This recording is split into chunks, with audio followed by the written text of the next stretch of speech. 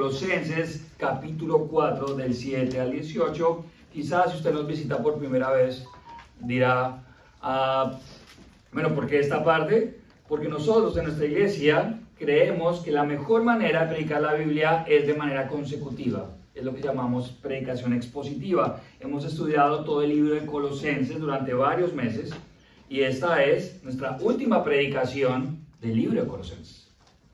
Hay donde uno dice, qué pesar, ¿no? Pero se nos acabó Colosenses, pero gracias a Dios hay otros libros en la Biblia. Pero la idea es que podamos entender todo el libro y por eso estamos mirando estos versículos. ¿Por qué? Porque la Biblia nos dice que toda la palabra de Dios es inspirada por Dios. Toda.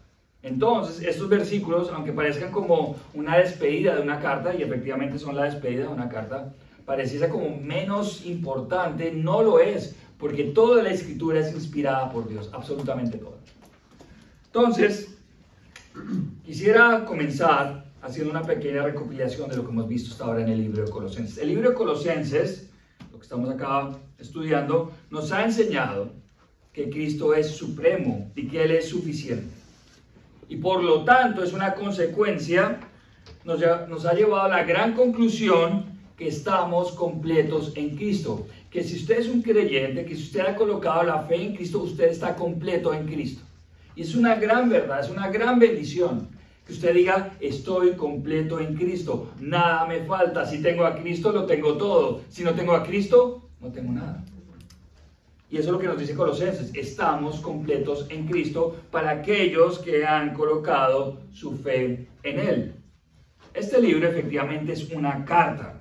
Es una carta. Tiene un saludo, tiene una despedida, tiene unos destinatarios. Es una carta que tiene un gran contenido teológico. Ya lo hemos visto. Un gran contenido. Hablar de Jesús como el supremo sobre la creación, sobre el supremo sobre la iglesia, ¿no? Que estamos completos en Él, que Él tiene toda la plenitud de la deidad. Son predicaciones que ya hemos estudiado en domingos pasados. Tiene un gran componente teológico, pero termina con un gran contenido sumamente personal. Es muy personal, es Pablo hablando, así desde su corazón. El escritor de esta carta se llama Pablo. Menciona personas que han estado alrededor de su ministerio, personas que son nombradas, mencionadas con su nombre propio, con nombre propio. Personas que no son los grandes protagonistas de la Biblia, pero son nombrados en la sagrada palabra de Dios. Imagínense por un momento que su nombre estuviese en la palabra de Dios y que durante miles de años la gente estudiara acerca de su nombre. Esas personas hicieron historia, aunque no sean tan famosos. Esto me hace recordar una escena cuando Jesús estaba aquí en la tierra en su ministerio terrenal. Se le acercan unos saduceos. Los saduceos eran una especie de religiosos, filósofos de la época de Jesús, judíos, y se le acercan para tenderle una trampa. Y le hacen una pregunta acerca de la resurrección de los muertos.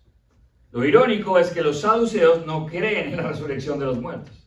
Solo que le hacían esa pregunta para ver si le, como se dice en Colombia, para poner una cascarita, para hacerle una trampa.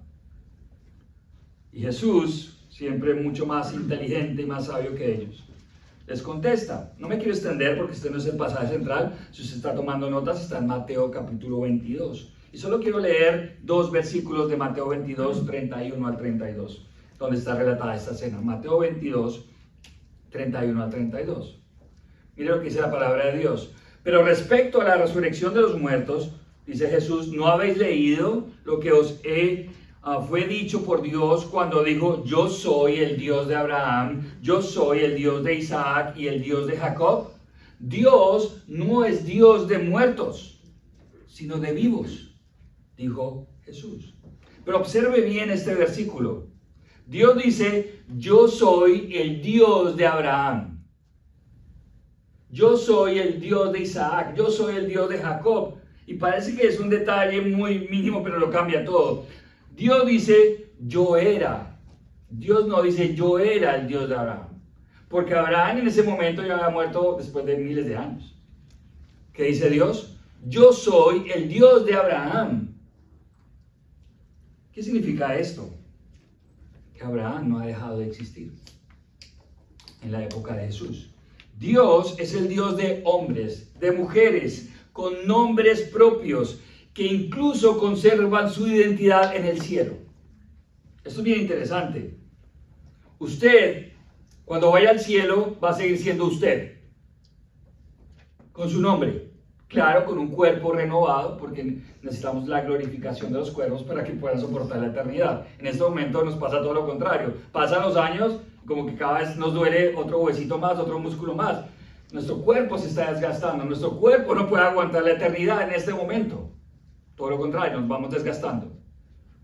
Pero la palabra de Dios dice y promete que Dios renovará nuestros cuerpos, nos glorificará. Pero no quiere decir que usted va a ser como un angelito con alas, como una especie de masa gaseosa, como una nube. No, usted va a ser usted, con un cuerpo glorificado, con un nombre para la eternidad en el cielo. Esto es hermosísimo. O sea que Dios es Dios de Javier. Y aunque Javier muera y deje esta tierra, Él seguirá siendo mi Dios en la eternidad. Y Javier, como Javier, estará con su Dios para siempre. Eso es hermoso. Pablo, inspirado por Dios mismo, permite que los nombres que acabamos de leer en Colosenses estén presentes en la palabra de Dios en esta despedida de los colosenses y hayan quedado registrados para siempre. Los personajes que están en estos versos finales de Colosenses tienen un objetivo, es el objetivo de comunicarnos que ellos pudieron experimentar, por lo menos la mayoría, qué es estar completos en Cristo. Ellos lo experimentaron, qué es ser un hombre nuevo y qué es ser una mujer nueva en Cristo. Y como ellos lo comprendieron, entonces lo vivieron. Entonces comenzaron a vivir sus vidas al servicio del Evangelio de Jesucristo. Ellos tuvieron una causa por la cual vivir, una causa por la cual defendían. Hombres y mujeres lograron ingresar en la historia bíblica, historia que ha llegado hasta nuestros días. Entonces yo quiero proponerles algo hoy, iglesia. Hagamos de la causa de Cristo nuestra causa. Y hagamos historia por Él y para Él. Por eso el título de esta predicación es Hagamos historia por Cristo. Hagamos historia por Cristo. Y el texto base de nuestra predicación de hoy es Colosenses 4, del 7 al 18. Podemos hacer historia para Cristo no porque seamos especiales, sino porque Él es grande. No porque tengamos grandes habilidades, sino porque Él es todopoderoso. Pienso que a veces los cristianos nos hemos conformado con metas pequeñas. O sencillamente hemos perdido la expectativa de que Dios pueda hacer algo grande en medio de nosotros. Y hacer historia, quiero aclarar, no es buscar ser famosos. Hacer historia es hacer el propósito que Dios ha dictaminado y ha definido para su vida. Todo lo demás es fracaso. Si usted tiene éxito en su trabajo, pero no cumple el propósito de Dios para su vida, ha fracasado en esta vida. Si usted es exitoso en los estudios, o en el dinero, o en los negocios, pero no cumple el propósito de Dios, yo le puedo decir que usted es un fracasado. Porque lo máximo que usted puede hacer en esta existencia es cumplir el propósito de Dios. Eso es hacer historia, no es buscar ser famosos. Es cumplir el propósito que Dios tiene donde Dios lo ha colocado. Hacer historia comienza con el hecho de entender que Cristo tiene la supremacía de todo, con los pilares teológicos de esta carta, y que Él es suficiente para vivir esta vida. Si no entendemos esta verdad, entonces no vamos a poder hacer historia para Él. Si entendemos esta verdad, vivimos completos, no nos hace falta nada, y vivimos completos en Cristo, y no necesitamos perseguir metas personales para que nos llene el corazón. No, cuando yo sea exitoso y sea el CEO de esta empresa, voy a ser feliz. No, usted no necesita perseguir eso, porque usted está completo en Cristo. No lo necesita. Si Dios se lo quiere dar, es otra cosa. Y no tengo problemas que Dios utilice a alguien que sea CEO en una empresa. Está bien. Si Dios lo quiere llevar a esos puestos de preeminencia, está bien. Pero usted no lo está persiguiendo, no es su obsesión. Dios no queda en un segundo plano para perseguir esos objetivos personales. ¿Por qué? Porque usted ya está completo en Cristo. Y entonces cuando usted está completo en Cristo, como lo dice la carta de Colosenses, podemos enfocarnos bien. El lente de nuestra cámara se enfoca bien y podemos ver nítidamente. Perseguimos la meta que trasciende el tiempo, que trasciende las fronteras, que trasciende nuestras limitadas capacidades. Y es la causa de Cristo. Nuestra causa debería engrandecer el nombre de Cristo, compartiendo el Evangelio a la mayor cantidad de personas posibles. Discipular a la mayor número de personas que Dios coloque en esta iglesia. Estas personas que menciona el libro de Colosenses lo entendieron y redimieron el tiempo, un concepto que vimos hace unos domingos. Redimieron el tiempo, rescataron el tiempo, utilizaron bien el tiempo para darle la prioridad a Dios y el reino de Dios en la tierra. Hablemos entonces de esos personajes con nombre propio. Vamos a hacer un pequeño perfil de cada uno rápidamente. Entonces, si usted quiere ponerle el nombre a sus hijos, se puede inspirar aquí en esos nombres. Imagínense, Tíquico, venga para acá. Tíquico, vaya para su cuarto. ¿No? O Onésimo, no se porte mal con la visita, Onésimo. Usted se puede inspirar, ¿no? Los que van a ser papás pueden inspirarse en estos nombres. Para los nietos. Aristarco. Aristarco, no se porte mal. Le puede decir de cariño Aris, ¿no? Aris. Sí, para que no suene tan duro. Vamos a hacer el perfil de cada uno. El primero está en el versículo 7 y 8. Por favor, mire su Biblia allí. Tíquico. Tíquico, y le coloqué un nombre como un título a cada personaje para que nos resumiera más o menos la personalidad y el carácter de cada personaje. Que usted se pudiera acordar de Tíquico, Tíquico, ¿no? No su hijo, sino el siervo fiel. Tíquico, siervo fiel. Si usted quiere anotar ahí. Tíquico, siervo fiel. Tíquico significa afortunado. Significa afortunado. Tíquico fue un gran respaldo para el ministerio de Pablo. Tíquico es mencionado como 5 veces en el Nuevo Testamento. La primera de ellas fue mencionado en Hechos capítulo 20, 24, si usted está anotando, donde Pablo está en medio de su tercer viaje misionero a través de toda Asia Menor, incluyendo Grecia. Comienza en Antioquía de Siria, da toda la vuelta por el Mediterráneo. Si usted tiene el mapa de esa época en su cabeza, recuerde que Israel está acá, por acá está Turquía, por aquí está Grecia, por acá está Italia, aquí está África. Entonces lo que hace Pablo es hacer como un círculo. Toma toda la costa, incluso va más a tierra adentro y gira otra vez para volver a Jerusalén. Mis amados hermanos, este viaje misionero duró alrededor de 5 años. Uno dice, uy, los viajes misioneros de Pablo, eso fue como el fin de semana fue y volvió. No.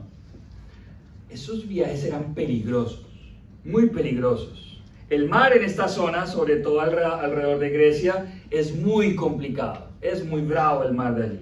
Y los barcos generalmente sufrían naufragios. Incluso Pablo sufrió un naufragio. Muy duro el mar allí y no tenía la tecnología de hoy que los barcos tienen. Era muy complicado. Pablo quería llevar a creyentes de otros países a la iglesia de Jerusalén, por eso Tíquico era uno de ellos. Todo indica que Tíquico lo acompañó desde Grecia hasta Jerusalén. Como mencioné, no era un viaje de placer, era peligroso, largo, con muchos riesgos, pero Tíquico no le importó nada de esto y acompañó a Pablo. Y no solo lo acompañó a los viajes, también estuvo cerca de Pablo en sus prisiones. Si usted ve el final de la carta, dice, acordaos de mis prisiones, dice Pablo. Pablo está escribiendo esta carta a los colosenses desde la prisión, desde la cárcel. Tíquico era un creyente maduro que incluso fue opcionado para reemplazar temporalmente a Tito en el pastorado en Creta. Usted sabe que hay un libro más adelante en la Biblia que se llama Tito, donde Pablo le escribe a Tito, que era un pastor joven en Creta. También aparece después para reemplazar a Timoteo. Imagínense el nivel que tenía Tíquico. Podía reemplazar a Timoteo o a Tito en el pastorado. Impresionante. Por eso Pablo lo considera amado hermano y fiel ministro y consiervo. Qué títulos tan bonitos, qué calificativos. Si Pablo me dice amado hermano, yo me pongo a llorar. Si Pablo hoy me dijera, tú eres mi hermano amado, ya, me pongo a llorar. La logré. Impresionante. Pablo, uno de los instrumentos escogidos por Dios de manera tremenda en el Nuevo Testamento. Fiel ministro, dice Pablo, de Tíquico. Fiel siervo de Pablo. Ministro, recuerden que quiere decir siervo. Siervo. Fiel siervo de Pablo, pero al mismo tiempo, dice Pablo, somos consiervos. Esta figura es bien interesante. Es ministro, pero consiervo. O sea, era siervo de Pablo, le servía a Pablo en los objetivos del reino, pero también Pablo dice, pero al mismo tiempo somos consiervos porque servimos al mismo Dios, colegas bajo el mismo señorío de Cristo. Y no solo esto, Tíquico es utilizado para dar noticias de Pablo y para llevarle noticias de Pablo para que ellos puedan ser consolados. Solo una persona que entiende que con Cristo está completo puede utilizar su vida, su energía, su tiempo, incluso arriesgando su vida para llevar la palabra donde Dios lo esté llevando. Tíquico y su historia por el nombre de Cristo y su palabra. Vayamos al versículo 9, Onésimo. Y el título que le puse a Onésimo es Fiel Hermano. Fiel Hermano. Para entender la historia de Onésimo hay que leer la carta a Filemón. Filemón es otro libro muy pequeño en la Biblia. Onésimo era esclavo de Filemón. Esclavo. Pero se escapa. Se escapa. Todo esto antes de conocer a Cristo. Conoce a Pablo en Roma, Onésimo, y entrega allí su vida a Jesús en Roma al lado de Pablo. Pablo entonces le pide a Filemón que perdone a Onésimo. Porque Onésimo era un esclavo fugitivo. Y en esa época era muy serio el tema. Era ilegal. Pero Pablo no se refiere a Onésimo como a alguien que ha cometido un delito en ese tiempo. Pablo ahora se refiere a él como amado y fiel hermano. Por eso Pablo dice que reciban a Onésimo como a uno más del pueblo de Dios, uno de nosotros. Onésimo entonces ya no es fugitivo, él ha cambiado su vida, ahora él es un hombre nuevo, como lo dice la carta a los Colosenses. Su pasado quedó atrás. Y su pasado ya no es obstáculo para hacer historia por Cristo. Como muchos lugares en la Biblia, Dios llama a pecadores para limpiarlos, para que sean un nuevo hombre, para que sean una nueva mujer, y así puedan ser utilizados para propósitos divinos. Onésimo hizo historia para Cristo. Aristarco, versículo 10, capítulo 4, versículo 10. Aristarco, compañero de ministerio. Ese es el subtítulo que le puse a Aristarco, compañero de ministerio. Todos soñamos con tener un Aristarco a nuestro lado. Amigo fiel de Pablo, en las malas y en las buenas. Y casi todas eran malas si estabas al lado de Pablo. Entonces Aristarco estuvo allí, en las malas. Aristarco acompañó a Pablo en el ministerio en Éfeso alrededor de 3 años. Allí fue capturado por una muchedumbre que se reunió para lastimarlos. Usted lo puede leer allí en Hechos capítulo 19. Aristarco acompañó a Pablo en su regreso a Jerusalén y ya hablamos de los riesgos que había en el viaje de aquella época. Pablo lo llama compañero de prisiones. Aristarco estaba dispuesto a ir a prisión con Pablo como resultado de predicar el evangelio. Pablo no estaba en la cárcel porque había hecho algo malo. Pablo estaba en la cárcel por predicar a Cristo. Y Aristarco estaba allí al pie del cañón. En aquella época, ser seguidor de Jesús era muy mal visto. En una ocasión Pablo escribió que la gente los trataba como la escoria del mundo. Aristarco y su historia al lado de Pablo por el nombre de Cristo. Cuarto, Marcos. El subtítulo de él, el título para él es útil para el ministerio. Está ahí en el 4:10, en el versículo 4:10, capítulo 4, verso 10, la parte B. Marcos, útil para el ministerio. La historia de Marcos es bien interesante. Marcos fue compañero de Pablo y Bernabé en el primer viaje misionero de Pablo. Pero cuando las cosas se pusieron difíciles allí en el ministerio, Marcos abandonó. Marcos abandonó la tarea y su misión. Marcos abandonó a sus compañeros. Incluso esto generó problemas entre Pablo y Bernabé, porque Bernabé era el tío de Marcos. Pero ¿saben qué? Marcos tuvo una segunda oportunidad años después, en el tiempo que Pablo escribe Colosenses. Ahora Pablo, mire lo que dice acerca de Marcos. Dice, escuchen sus mandamientos, escuchen sus directrices, escuchen sus consejos, que no son los de Marcos, sino son los de Pablo mismo, inspirado por el Espíritu Santo. Y mire lo que dice en 2 Timoteo. En 2 Timoteo Pablo le dice a Timoteo que por favor vaya con Marcos donde está Pablo, porque Marcos es útil para el ministerio. Cambió completamente. Marcos hace unos años había abandonado y había generado problemas entre los apóstoles. Ahora, años después, ahora Pablo dice, por favor ve con Marcos, porque es útil para el ministerio. Eso lo puede ver allí en 2 Timoteo 4:11. Marcos tuvo una segunda oportunidad e hizo historia predicando el nombre de Cristo. Vamos con el siguiente. Jesús, el justo, está allí en el versículo 4:11. Pablo se refiere a Jesús, el justo, y a Marcos como los únicos judíos que lo están apoyando. Eso se refiere a la frase de los de la circuncisión. Era una manera de expresarse que eran judíos. El mensaje del Evangelio no fue muy popular entre los judíos. Y algunos judíos realmente le fueron enemigos de Cristo, la mayoría de judíos. Y que algunos judíos apoyaran a Pablo ya era algo para resaltar. Ya era algo que usted tenía que escribirlo. Por eso Pablo dice, algunos de la circuncisión. Ser un judío seguidor de Jesucristo demandaba valentía. Porque todo el judaísmo en pleno eran sus enemigos. No se menciona mucho de este personaje, pero que tuviera como sobrenombre el justo, y además que fuera de consuelo para Pablo junto con Marcos, habla mucho de su carácter. Jesús, el justo, quedó registrado en la Biblia para siempre. Él hizo historia para servir a Cristo.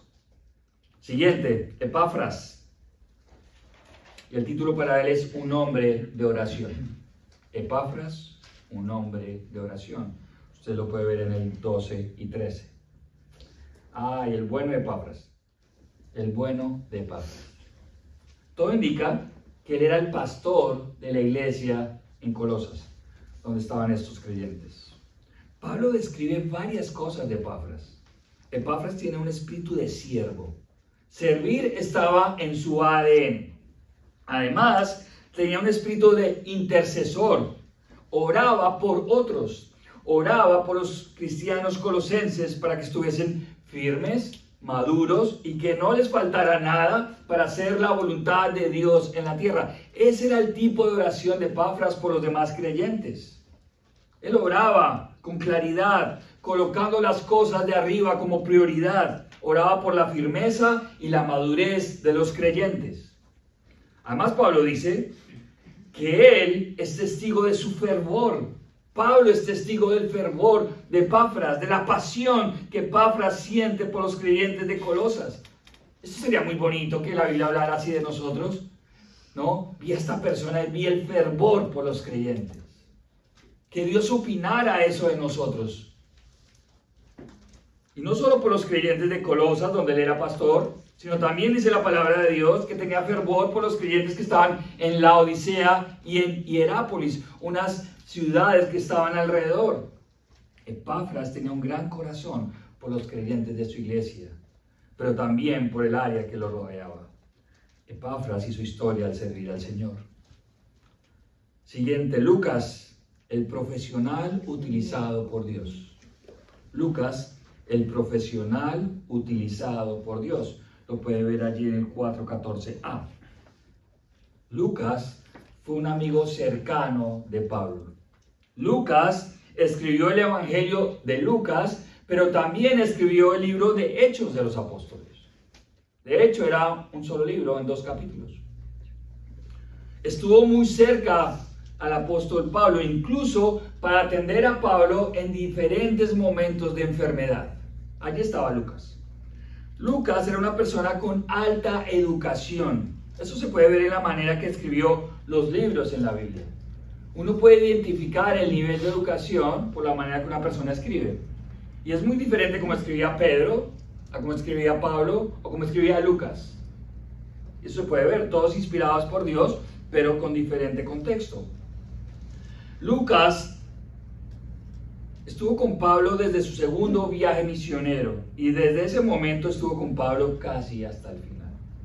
Lucas es el prototipo de creyentes profesionales que Dios llama para servir en la iglesia o en las misiones, para servir a la causa de Cristo. A Lucas no le importó ser parte de la escoria del mundo a pesar de sus títulos académicos.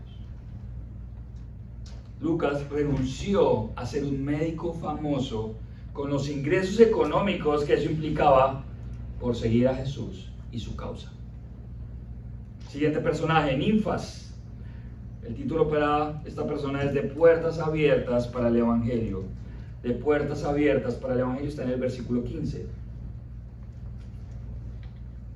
Ninfas. No está claro, hay un debate allí en los eruditos, si era un hombre o una mujer. No está claro. Lo cierto es que estaba comprometido o comprometida con la causa de Cristo, al permitir que una iglesia hubiese nacido en su casa y se hubiese mantenido en el tiempo. En aquella época, como en esta, muchas iglesias nacen en casas, porque la iglesia no es el edificio, la iglesia es la comunidad de creyentes que siguen a Cristo.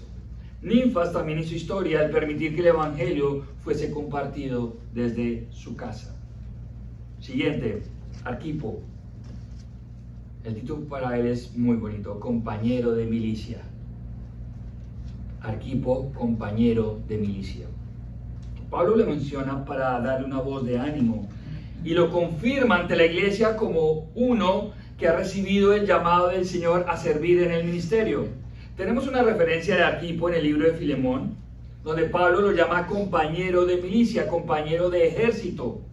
Allí en Filemón menciona que Arquipo también tenía una iglesia en su casa. Es posible también que Arquipo hubiese necesitado una voz de aliento por parte de Pablo para continuar su ministerio. Por eso, si usted lee en el verso, se me perdió, 17, decide Arquipo, mira que cumplas el ministerio que recibiste en el Señor.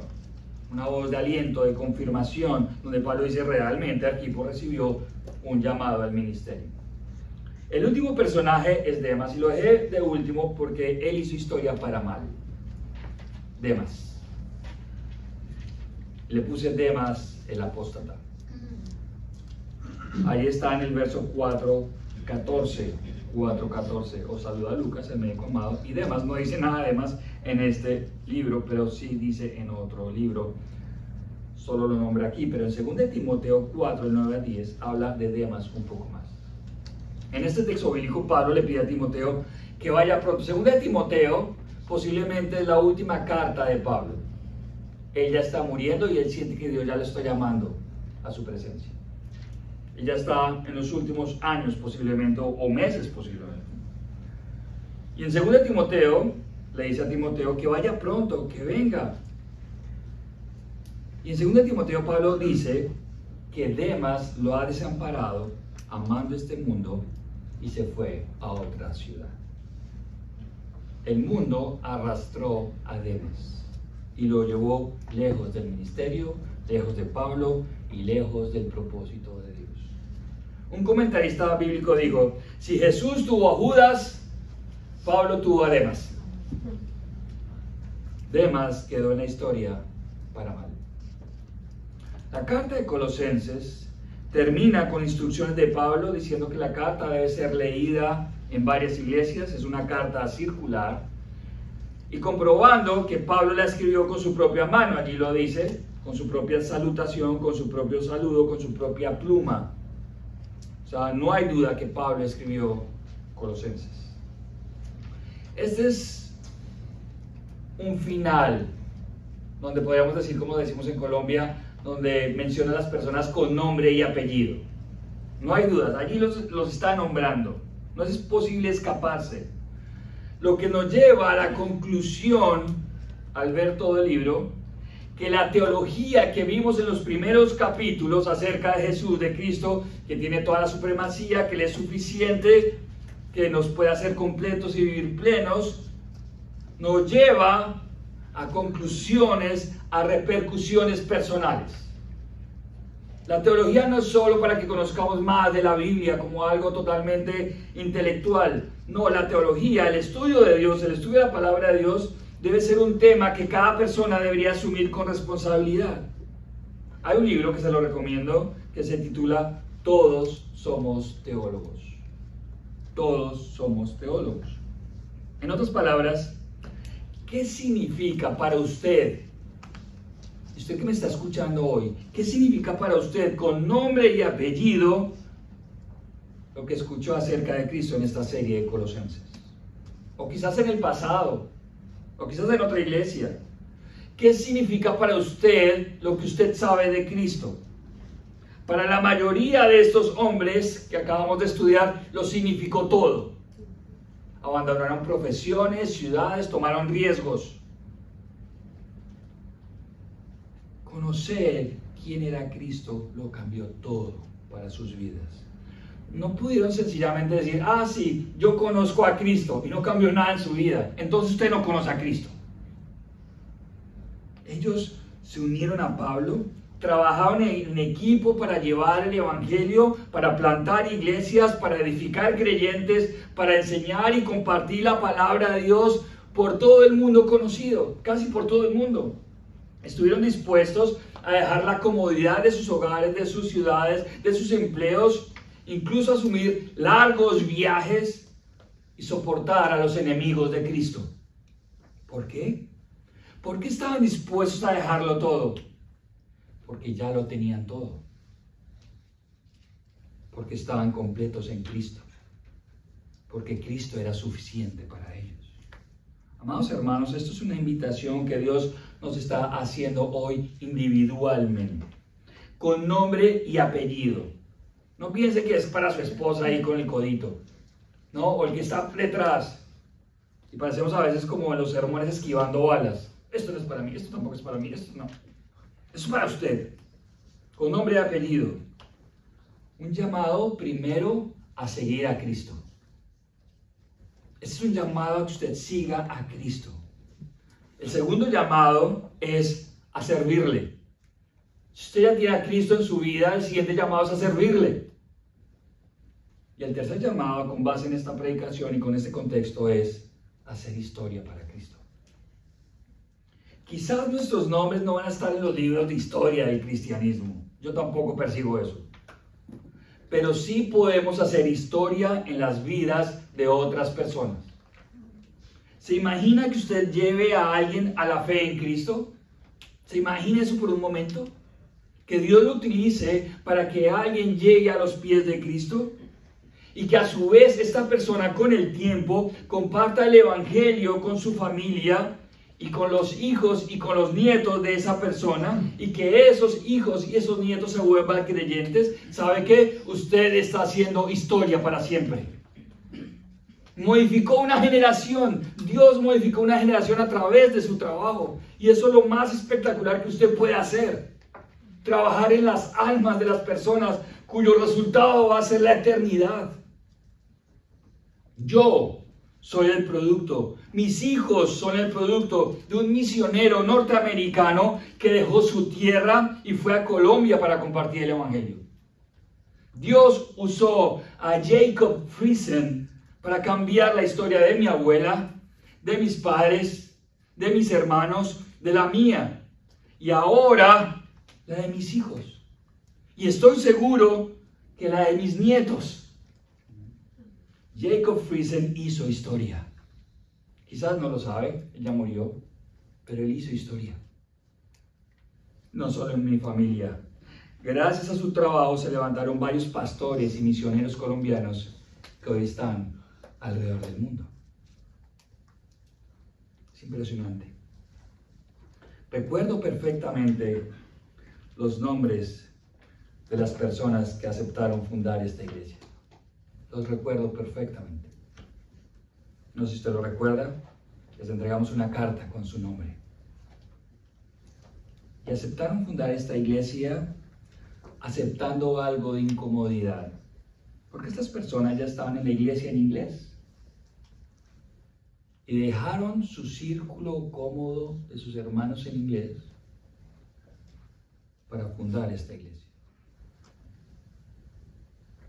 Eso es lo que nos llama Cristo.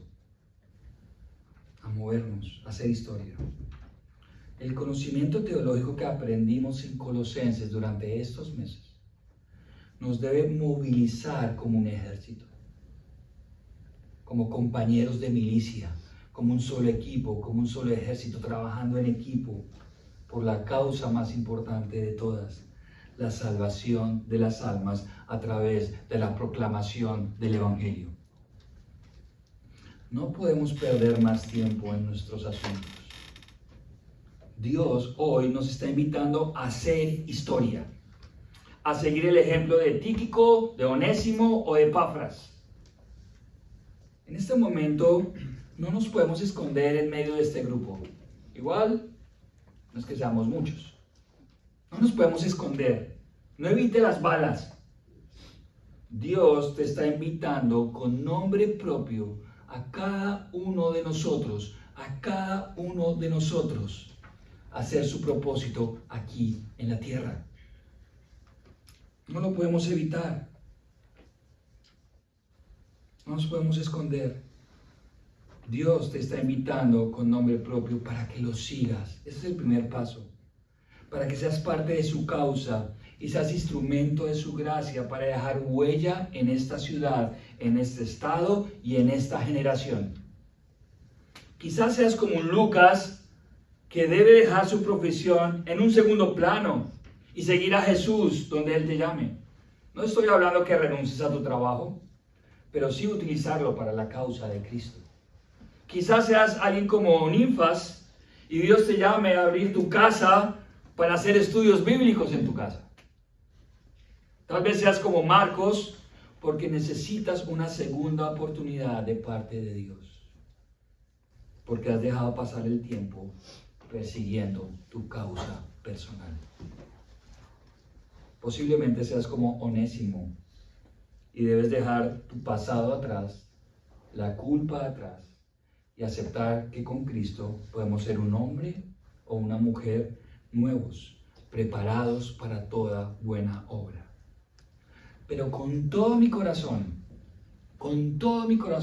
les pido que no sean como Demas, quien tuvo la oportunidad de seguir a Cristo, ser parte del grupo que haría historia en su generación, pero prefirió abandonar la causa de Cristo, dejarse llevar por el mundo y sus pasiones y por un tipo de ideología centrada en su propia causa, en su propio placer, en sus propios sueños y no en la causa de Cristo. Hoy tienes la oportunidad de seguir a Cristo y no solo seguirle, servirle como un buen soldado, peleando la buena batalla de la fe, porque en juego está tu alma y las almas de los que te rodean. No dejes pasar este momento. Toma hoy una decisión por Cristo, una decisión que cambiará tu historia para siempre y las personas a tu alrededor. Trabajemos todos unidos en esta iglesia, como un ejército, como un solo cuerpo, por la causa de Cristo, y que esta iglesia pueda hacer historia en el corazón de muchas personas. Porque la supremacía de Cristo y la suficiencia de Cristo merecen ser proclamadas en cualquier rincón de esta ciudad. Porque solo Cristo puede cambiar tu historia, la historia. Solo Cristo puede darnos una vida nueva y cambiar nuestro carácter, nuestra manera de ser, nuestro futuro, nuestra eternidad. Solo Cristo puede hacer eso. Únete hoy a la causa de Cristo y haz historia en el corazón de tu generación.